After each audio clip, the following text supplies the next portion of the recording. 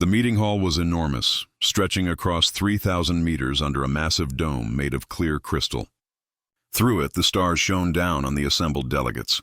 Today, 200 different species had gathered here, each one sitting, floating, or standing on specially designed platforms that matched their unique bodies. The air systems worked hard to give everyone the right atmosphere to breathe in their own sections. Ambassador Sarah Chen represented humanity. She was a petite woman standing just 5 feet tall with dark hair pulled back neatly. Her gray business suit looked crisp and professional. Her face revealed nothing as she observed the Vin delegation moving toward the main stage. The Vin were remarkable to behold. War Primarch Threxus towered at nearly 9 feet, his thick arms folded across his armored chest.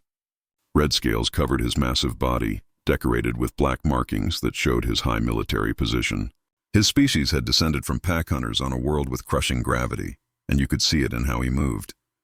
6 other species stood in formation behind him, each one a warrior race that had become part of the Vin collective over 1,000 years.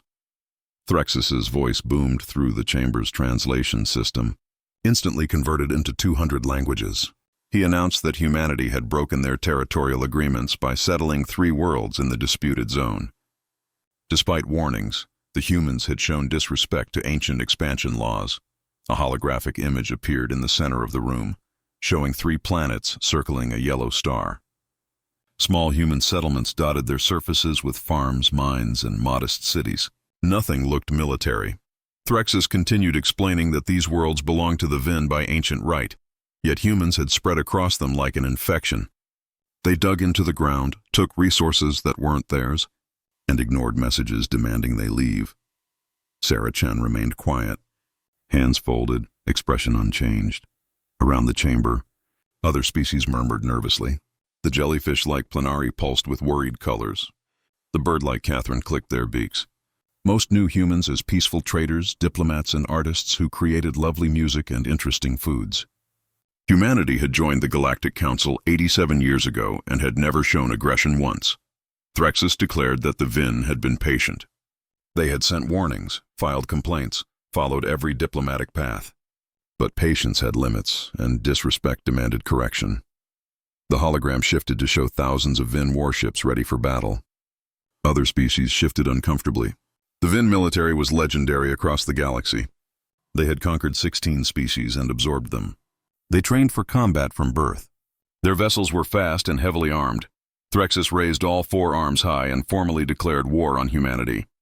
He invoked the ancient right of military correction. They would take what was theirs and teach these soft creatures about the cost of disrespect. The chamber exploded with noise. Dozens of species talked at once, their translators creating overlapping chaos. Some sounded shocked, others excited about witnessing conflict. A few sounded sad as if humanity was already finished. The council director, an ancient being resembling a floating brain in a protective sphere, demanded silence with its psychic voice. The human delegation would respond. All attention turned to Sarah Chen. She walked to the edge of her platform. The noise faded. Everyone wanted to hear humanity's answer. Would they beg, offer tribute, try to negotiate? Sarah Chen smiled, but it wasn't friendly or nervous. It was the kind of smile that made something cold crawl down Threxus's spine, though he couldn't understand why. She said simply that they accepted. Complete silence filled the chamber. Even the background hum of life support seemed to disappear. Sarah repeated that humanity acknowledged the formal state of war between the Vin Collective and the United Terran Systems. They would respond accordingly. Threxus leaned forward, confused. Just like that? No begging for mercy? No compensation offer? Sarah said no. They declared war. Humanity accepts. Those are the only necessary words. Threxus gestured to his fleet hologram, explaining they had 7 species in their collective, 5,000 warships, armies numbering billions. Humans had barely been in space 200 years. They had no military tradition. Their ships were built for trade and exploration. Their colonies were soft targets with minimal defenses. Sarah replied that she understood perfectly what he thought this meant. Her smile never wavered. Something about her tone made the chamber suddenly feel colder. Other species began shifting uncomfortably, unable to explain why this exchange felt so wrong. Sarah touched her wrist device and unlocked humanity's historical military database for Galactic Council viewing. Subject: Earth Military History, dates 1900 to 2100. A new hologram appeared beside the Vin Warfleet, showing a simple file directory with thousands of entries. The list scrolled past with names and dates that meant nothing to most species. Stalingrad, Hiroshima, Vietnam, Desert Storm. Sarah formally addressed Threxus, offering him 48 hours to review these files and reconsider his declaration. This wasn't negotiation or pleading. This was courtesy. He should take it. Threxus laughed harshly. Courtesy? He offered reality. Humanity would be conquered within 6 months. Their colonies would become Vin property. Their people would learn their place, Sarah said perhaps. Or perhaps the Vin would learn why humanity stopped fighting itself. She turned to leave, then paused, asking the director to note for the record that humanity attempted to prevent this conflict through information sharing. What happened next would be the Vin's choice. As the human delegation exited, the chamber erupted again. Most species were already planning how to profit from the war or avoid involvement. A few expressed pity for humanity, who seemed doomed, but one being moved with purpose. Zilith was a historian, a member of the Catherine species known for obsessively collecting information. Her feathers ruffled with worry as she accessed the human database from her personal terminal. She opened a random file titled World War I, 1914-1918, 40 million dead. The summary described new weapons: poison gas, machine guns, tanks, aircraft, submarines. An entire generation lost, trench warfare, artillery bombardment lasting months, chemical weapons that destroyed lungs. Zilith's 3 hearts raced. She opened another file. World War II, 85 million dead. Atomic weapons, strategic bombing of cities, the Holocaust, fire bombings, battles with million-soldier armies. Her talons trembled as she scrolled through more files. Korea, Vietnam, the Gulf Wars, the Resource Wars. Each detailed weapons and tactics that made her species' worst nightmares look gentle. Humans had developed chemical weapons to kill millions, biological agents to wipe out cities, nuclear weapons to destroy planets. But the weapons weren't what terrified her most. It was the strategy. She found documents by human military thinkers. Sun Tzu, who wrote about war as an art form 2,000 years before humans reached space. Clausewitz, who described war as politics by other means. Machiavelli, who explained using fear and power. Humans had studied warfare the way her people studied history, with obsessive detail and complete dedication. She found casualty numbers exceeding most council species. Total populations. She found descriptions of total war, where entire nations committed every resource to destroying enemies. She found concepts like mutually assured destruction, where humans built enough nuclear weapons to kill everyone on their planet several times over, just to ensure no one would dare attack. Then she found something that made her blood run cold. A date, 2156. A treaty called the Unification Accords, the document that ended all human warfare and created the United Terran Systems. The introduction explained simply that after 12,000 years of nearly continuous warfare, humanity had finally achieved peace among itself. They had learned their greatest enemy was their own nature. They now chose to direct their energies toward exploration and cooperation. This didn't mean they forgot their past. It meant they learned from it. Should the day come when they must defend themselves, they would remember what they were capable of. They prayed that day would never come. Zilith stood so quickly her chair toppled backward. She had to warn the council. She had to make them understand. Meanwhile, on the human orbital station above the council world, Sarah Chen was met by a tall man in a dark uniform. Admiral Marcus Reeves had salt and pepper hair and a face like carved stone. His uniform bore no decorations except one simple patch: United Terran Defense Fleet. He asked if it was done. Sarah confirmed they chose war. She gave them the 48 hours as protocol required. She doubted they would use it wisely. Their mistake, Admiral Reeves said. He touched his communicator and authorized Protocol Achilles. Throughout human space, things began moving. Ships listed as cargo vessels suddenly activated military-grade engines. Orbital stations supposedly processing ore opened hidden weapon bays. Colony worlds that looked peaceful began systematic evacuations of non-combatants. On Earth, in a bunker buried 5 kilometers under the Rocky Mountains, ancient computers awakened.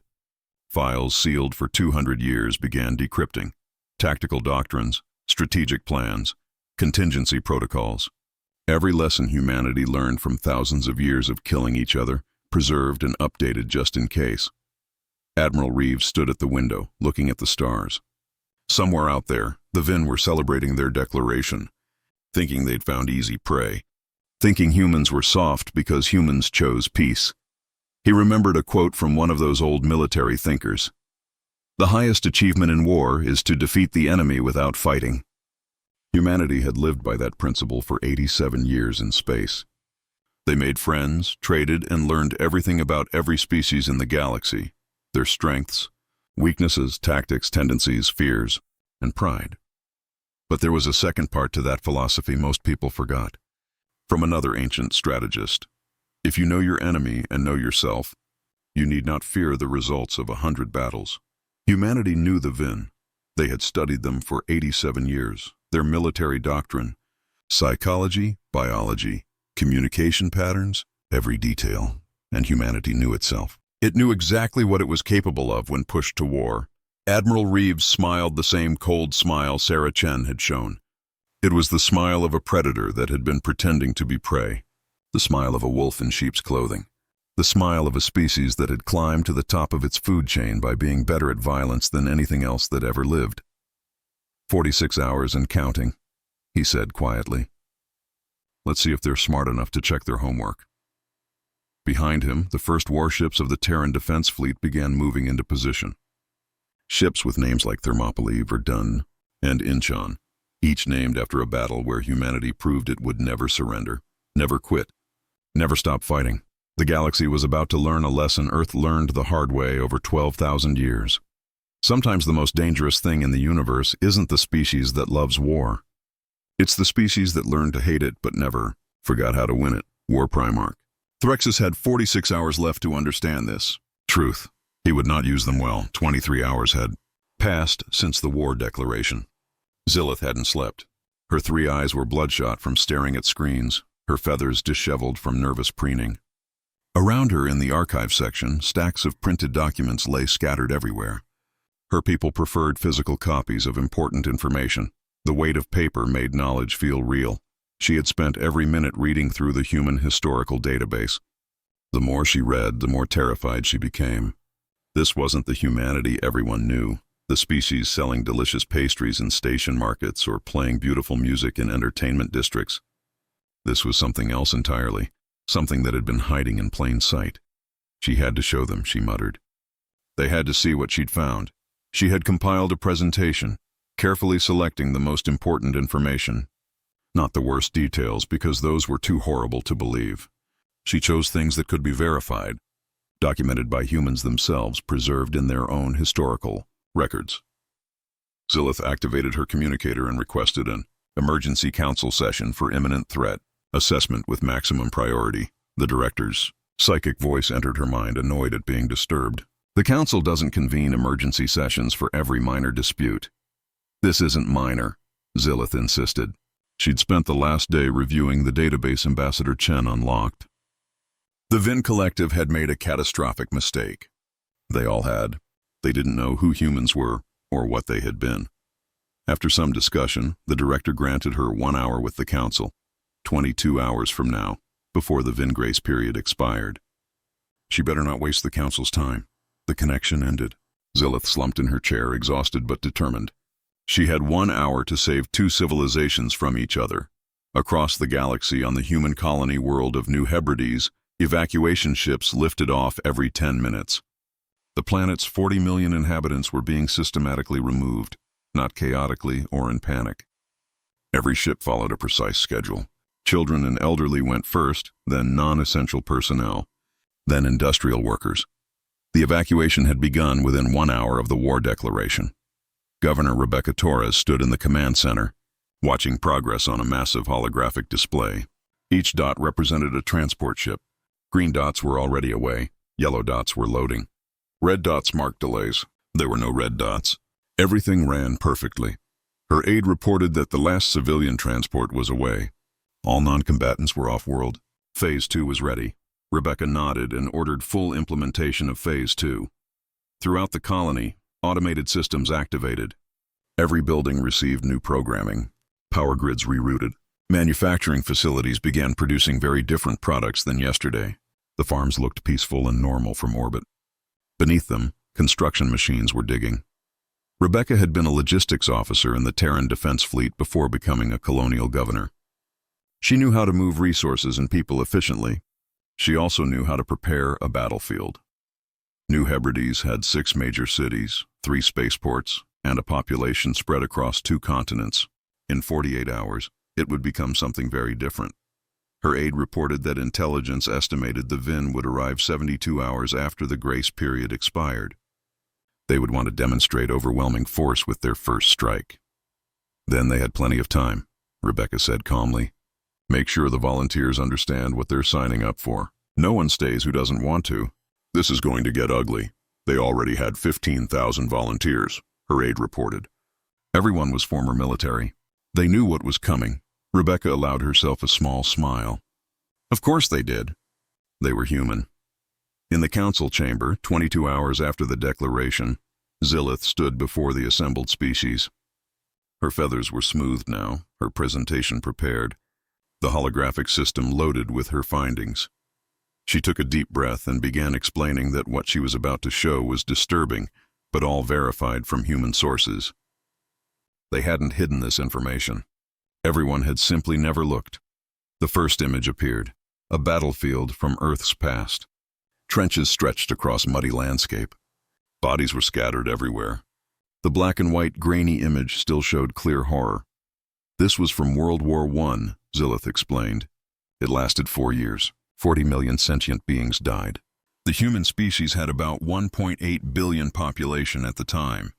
That meant they killed 2% of their entire species in 4 years. Murmurs spread through the chamber. 2% would be like losing 30 entire planari worlds. They used poison gas, Zillith continued. They invented it specifically for this war, a chemical weapon that melted lungs. They shot it from artillery shells into enemy trenches, then put on masks and walked across corpses to attack. The next image showed soldiers wearing primitive gas masks, looking like nightmare monsters. 21 years later, they did it again. World War II, 85 million dead, 5% of their species. They invented atomic weapons, nuclear bombs that could destroy entire cities in seconds. They used them twice on their own species. The chamber fell silent. Every representative watched with growing horror. Zillith showed them more. Strategic bombing campaigns, killing hundreds of thousands of civilians. Submarine warfare, tank battles involving thousands of armored vehicles. Aerial combat with thousands of aircraft. The numbers seemed impossible. But it's not just the weapons, Zillith said. It's how they think about war. They've studied it for thousands of years. They have theorists who wrote books about strategy. She'd read these books. They were terrifying. She quoted from Sun Tzu's Art of War. All warfare is based on deception. When strong, appear weak. When weak, appear strong. Attack where the enemy is unprepared. Appear where you're not expected. From Clausewitz. War is the continuation of politics by other means. It must be prosecuted with complete dedication until victory is achieved. From Machiavelli. It's better to be feared than loved. A leader must know how to use both the beast and the human. The beast part must be both lion and fox. The council director's psychic voice interrupted. These are ancient writings, historian. Humanity has been peaceful for 87 years in our presence. That's my point, Zillith said urgently. She displayed the unification accords. They didn't forget how to fight. They chose to stop. They united their species because they nearly destroyed themselves. They've been in our space for 87 years, and all that time, they've been learning about us. Our weapons, tactics, weaknesses. Not because they plan to attack us, because that's what they do. They prepare for threats. War Primarch. Threxus laughed from his platform. You waste our time with ancient history. Yes, humans fought each other when primitive. So did most species. It means nothing now. His warriors were trained from birth. His ships were built for war. Human ships were cargo haulers with small weapons attached. Are they? Zillith asked. She'd checked the registry. Humanity had 127 colony worlds. Every single one was positioned near a major trade route or jump point. They called it economic opportunity. But look at this map. A galactic map appeared showing human colonies as blue dots. Strategic military installations of various species appeared as red dots. The blue dots surrounded nearly every red dot within 10 sectors. They've placed themselves in position to control access to nearly every military stronghold in this region, Zillith explained. Either this is the most remarkable coincidence in galactic history, or it was deliberate planning. Some council members began shifting uncomfortably. They were starting to see the pattern that had been invisible before, and their ships, Zillith continued. She'd accessed their ship registry. They had 300 vessels listed as cargo haulers, but when she examined technical specifications, every single one had military-grade engines, reinforced hulls, and weapon mounts that were currently empty but could be armed in hours. Speculation. Threxus snapped, though his voice had lost some confidence. Then explain this. Zillith showed another document. A human military budget from 30 years ago, listed as defense spending. Small compared to their total economy. But she'd found a note buried in financial records. The budget included maintenance for something called Project Achilles, a fleet maintenance program. But there was no fleet listed in their registry matching the resource allocation. What are you saying? The council director asked. Humans have been building warships in secret, probably for decades, Zillith said. Not to attack anyone, but to be ready just in case. Because that's what their history taught them. Hope for peace, prepare for war. At that exact moment, alarms sounded throughout the station. Sensor operators started receiving the same reports. Ships were appearing throughout human space. Not civilian vessels, warships. Hundreds of them. A junior plenary operator's panicked voice came over council frequency. Human military vessels were appearing near their colony worlds. They weren't there an hour ago. They just arrived via jump points. Logged identifications included Thermopylae, Verdun, Incheon, Stalingrad, Midway. These names weren't in any registry. Zillith pulled up the human historical database. Those are battle names. Human battles. Thermopylae, 300 warriors held off an army of hundreds of thousands. Verdun, a battle that lasted 10 months with 1 million casualties. Incheon, an amphibious assault considered impossible that won a war. Stalingrad, a city fight so brutal humans still study it centuries later. They named their warships after their worst battles, someone whispered. The grace period was almost over. The countdown continued. In a few hours, the Vin would attack, and the galaxy would learn why humans named their warships after their bloodiest battles. Not to celebrate violence, but to remember the cost. To never forget what war really meant. The wolves had worn sheep's clothing for 87 years. Now it was time to take off the disguise and remind everyone what wolves were made for. The war was coming, and humanity was ready.